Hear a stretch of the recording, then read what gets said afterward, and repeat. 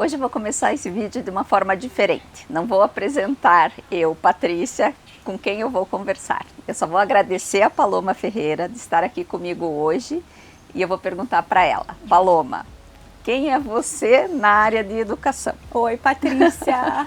Muito obrigada pelo convite de estar aqui, muito obrigada pela confiança depois daquele e-mail, um domingo à tarde. Eu sou professora há mais de 20 anos e tive uma transição de carreira e fui para a administração de escolas aqui nos Estados Unidos, em que eu fui Dean de Educação, Assistant Principal e agora vou receber a minha primeira escola como diretora de uma middle school aqui em Melbourne. Ai, parabéns! E o mais legal de tudo é que é hoje o primeiro dia dela como principal. Então, super parabéns. Obrigada! E eu nem sei como te agradecer de você estar aqui hoje, inclusive, porque é no primeiro dia de aula. Muito legal. De aula não, eu acho que de estrutura.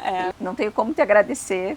Eu fiquei super feliz com o teu e-mail, sério, do fundo do coração mesmo. Ela entrou em contato comigo para dizer assim, Patrícia, olha, eu vi uma entrevista tua com a Lívia e eu gostaria de poder contribuir com as famílias que estão chegando de como é a educação aqui nos Estados Unidos. Que a intenção, e isso foi o mais legal de ver de você, deixa eu contribuir com as famílias que estão chegando, porque é tudo tão difícil quando a gente chega, né? É tudo tão difícil, é tudo tão diferente e o meu intuito é que as pessoas tenham acesso às melhores oportunidades aqui. Só porque a gente é imigrante, porque a gente é brasileiro, porque talvez o inglês não é o nosso idioma, existem muitas ideias erradas sobre o acesso às escolas e às oportunidades aqui nos Estados Unidos. Então, o meu intuito com essa conversa é que as pessoas fiquem mais tranquilas e mais abertas e saibam que, na sua grande maioria, as pessoas que trabalham em educação amam alunos, amam famílias e adoram ajudá-los. Então, não tem que ficar com medo, fica tranquila. Legal. Então, baseado nessa tua primeira colocação, é assim, a pergunta que eu mais recebo. Patrícia, a escola é boa? A escola é A? O que significa, do ponto de vista técnico, essa pontuação? Estou feliz que a gente está conversando sobre isso, porque o Estado acabou de mandar informações novas para a gente semana passada, então vou dividir com o seu público. O que acontece? As escolas, elas recebem uma pontuação anualmente. E para essa pontuação acontecer, eles olham várias categorias. A primeira é a média geral de como os alunos se saíram na prova de reading, que é de leitura. Uma média geral. Depois eles vão mais particularmente a uma média de como os alunos melhoraram do ano passado para esse ano. Eles aumentaram as notas nessa prova de reading ou não. A outra categoria que eles olham é matemática, com a média geral, se eles passaram na prova ou não. E depois eles olham também a média de crescimento. Eles tiraram notas melhores nessa prova do ano passado para esse ano. Então, pensa de uma maneira matemática bem simples. Um aluno que passou na prova, ele é um pontinho para mim. O diretor está olhando e está falando, ok, esse aluno passou na prova, um pontinho para mim. Esse aluno não passou na prova, mas ele melhorou na pontuação. De 100, ele tirou 120. Então, isso é um pontinho para mim. A gente também olha, então, inglês, matemática. E se você está no high school ou no middle school, eles também olham os pontinhos de aceleração. Por exemplo, eu sou muito bom aluno, eu estou na 8ª série. E eu me saio muito bem no meu currículo de middle school. O diretor olha e fala, esse aluno pode tomar uma aula de high school. Então, essa aula de high school é oferecida em middle school. E se o aluno passar na prova, é mais um pontinho para mim. É basicamente assim que funciona a pontuação. Se o aluno está no high school, tem mais duas categorias. Uma é a média de alunos que se formaram na minha escola. E não vale se o aluno se formar numa escola para adultos. E não vale se o aluno tomar um GED, que é uma prova quando os alunos não querem ficar os 4 anos na escola, querem apenas fazer um supletivo. Então, se eles se formam na minha escola, é um pontinho para mim. E se eles tomam uma aula de faculdade enquanto eles estiverem no high school e eles passarem na prova, ou se eles tomarem uma prova de profissionalizante, por exemplo, eu quero ser encanador, então eu tomei uma prova para ser encanador e passei, é mais um pontinho para mim. Então, quando os pais olham para as escolas, o mais importante é olhar, claro, a média dos alunos que passam em leitura e matemática, mas também o crescimento escolar da escola por ano. E uma coisa que na nossa conversa informal que a gente teve, assim, aonde procurar essa informação de uma forma mais afinada, assim, que ele encontre essa informação e como ele consegue perceber essa evolução? Não é uma maneira fácil de encontrar, mas essa informação está possível no Departamento de Educação da Flórida.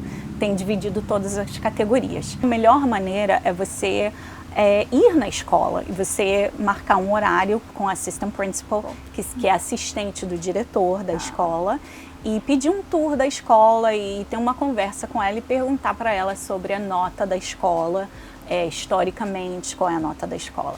Geralmente as escolas também fazem o que se chama open house. E open house acontece perto da época de matricular os alunos. Então, os diretores convidam as famílias que moram em volta da escola, que moram nesse distrito, né?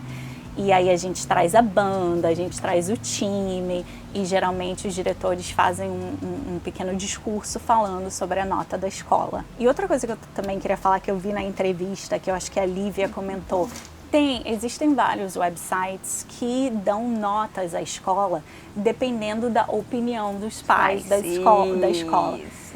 Eu gostaria de dizer para tomar um pouco de cuidado com isso, porque cada experiência que o aluno tem, que a família tem, é extremamente individual, é baseado na necessidade dos alunos. Então, olhar a nota oficial da escola é sempre legal. Não estou falando para não olhar os comentários, eu acho isso importante, mas eu acho que olhar a nota oficial também é super...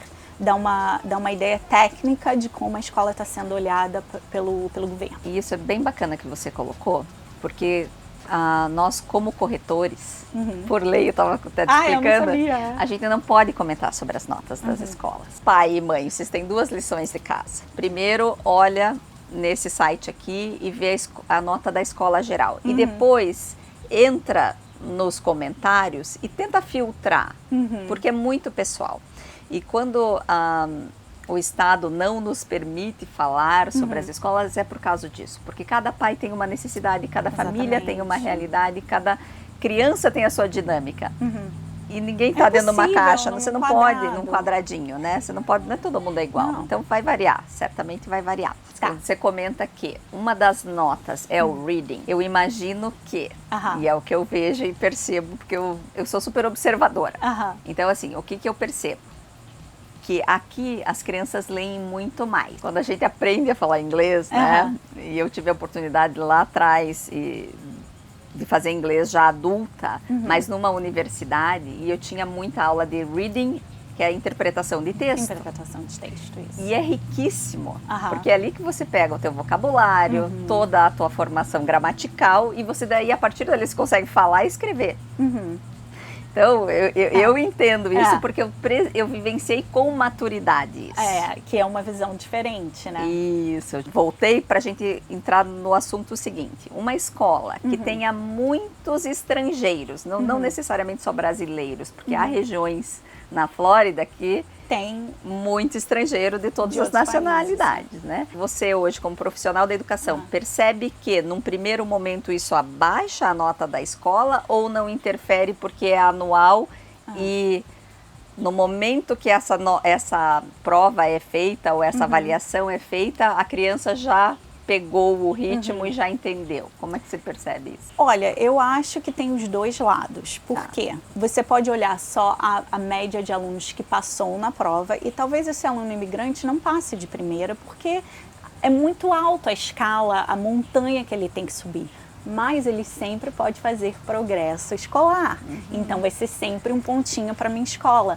Então a gente olha sempre de maneira positiva. Se a gente está olhando o nosso grupo de alunos que está entrando e a gente vê que tem um alto número de alunos que tem inglês como segundo idioma, então a gente vai preparar os professores durante o verão para que isso aconteça, para que a gente esteja preparado para responder essa necessidade. E a conversa a minha expectativa não é que você pegue um aluno que não fala inglês e no final do ano que ele passe a prova de reading. A minha expectativa é que ele esteja progredindo academicamente. Perfeito. E quando o aluno passa, um aluno que tem inglês como segundo idioma, quando ele passa a prova de reading, ou um aluno com dificuldades excepcionais, passa essa prova de reading, a gente ganha mais pontinhos. Então é sempre bom. Às vezes as professoras falam, você me deu uma turma muito difícil, com muita dificuldade, Paloma, como você fez isso comigo esse ano? Porque como principal você distribui os alunos entre os professores. Então, você só me deu um aluno muito difícil esse ano, mas você tem que pensar de uma maneira positiva, porque facilmente eles vão mostrar a evolução acadêmica. Se eu te dar todos os alunos de ponta, as professoras sempre pensam, eu quero todos os alunos de ponta.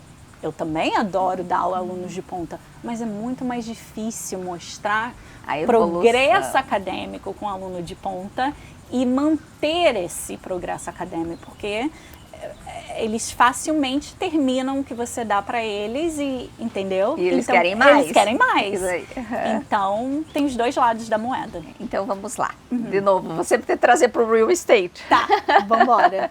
Até depois você vai dividir comigo alguns dos sites, porque a gente passa alguns sites, porque essa pesquisa tem que ser dos pais, esse envolvimento é deles. Outra coisa que eu sempre comento, aqui é muito diferente esse envolvimento, e esse envolvimento é extremamente importante, porque tem todo o processo da adaptação, mas tem todo o processo curricular que é muito eu imagino que seja completamente diferente do nosso processo de aprendizado, né? Eu quero te perguntar o seguinte, se eu chego e dividir com um pai, com uma família, o site. E eles, Patrícia, eu gostaria de morar em determinada região. Mas a escola é B. É uma escola ruim? Eu acho que não. Depende da maneira que você olha. B, não. Mas se for uma escola D, uma escola F, eu já seria um pouquinho mais criteriosa. Mas é uma escola D, B, é uma escola C. Eu acho que o próximo passo que os pais deveriam tomar é marcar um horário na escola. Legal. Fazer a visita da escola e sentir o ambiente da escola, isso é muito importante. Todas as escolas, existem excelentes alunos e existem alunos que têm dificuldade. Então, vai depender de que tipo de amizade, de que tipo de grupo o seu filho vai se juntar. Então, eu não quero que seu público pense, meu Deus, eu tenho que comprar uma casa de $1 milhão para estar na melhor escola. Não é isso, não é essa situação. O que vai fazer a maior diferença é a integração dos pais com a escola, é o tempo que eles dedicam a isso. E o tempo e o amor que os pais dedicam a isso não é só para os pais que falam inglês fluentemente ou para os pais que fizeram faculdade, são catedráticos. O apoio ele vem de diferentes maneiras. Ele vem de, fez dever de casa, vou ligar para a professora, vou perguntar à professora. Todas as professoras têm tradutores, todas as escolas têm tradutores que falam espanhol, algumas escolas que têm uma população grande de brasileiros tem uma pessoa que fale português. Então, eu gostaria muito que os pais não pensassem isso. Meu filho só vai ter sucesso se estiver numa escola A. Não, seu filho vai ter sucesso se você apoiar o seu filho, se ele fizer amizades positivas dentro da escola, porque até as escolas As, e eu tradicionalmente trabalhei em escolas As, por trabalhar nessa região que é mais afluente, tem problemas diversos. Então, não é garantia. Isso é super interessante, porque é uma coisa que eu entendo, não é porque é mais caro que é melhor, não é porque tem mais dinheiro que é mais educado. Educação e dinheiro não tem nenhuma relação. Não tem nenhuma ligação no Brasil e nos Estados Unidos. Então... Porque tem pessoas extremamente educadas que são humildes e tem pessoas extremamente ricas que são mal educadas.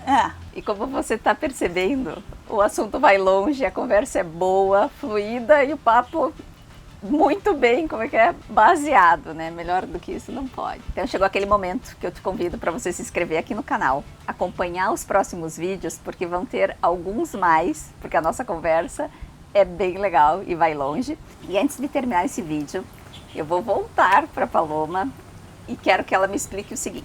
Você comentou o quê? Tananã. Não haverão notas oficiais esse ano. Por quê? Por quê?